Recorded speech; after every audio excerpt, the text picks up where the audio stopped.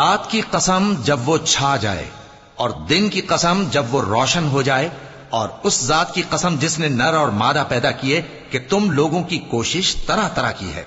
سو جس نے اللہ کے رستے میں مال دیا اور پرہیزگاری کی اور بہترین بات یعنی کلمہ توحید کو سچ جانا، تو اس کو ہم آسان طریقے کی توفیق دیں گے، اور جس نے بخل کیا اور بے پرواہ بنا رہا اور بہترین بات کو جھوٹ سمجھا، تو ہم اسے رفتہ رفتہ سختی میں پہنچا دیں گے، اور جب وہ دوزخ کے گڑھے میں گرے گا تو اس کا مال اس کے کچھ بھی کام نہ آئے گا۔ یقیناً راہ دکھا دینا ہمارا ذمہ ہے، اور بے شک آخرت اور دنیا ہماری ہی ملکیت ہیں، سو میں نے تم کو بھڑکتی آگ سے خبردار کر دیا ہے۔ اس میں وہی داخل ہوگا جو بڑا بدبخت ہے، جس نے جھٹلایا اور منہ پھیرا، اور جو بڑا پرہیزگار ہے وہ اس سے بچا لیا جائے گا۔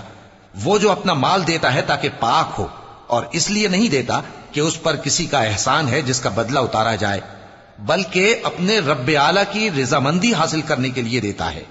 اور وہ عنقریب خوش ہو جائے گا۔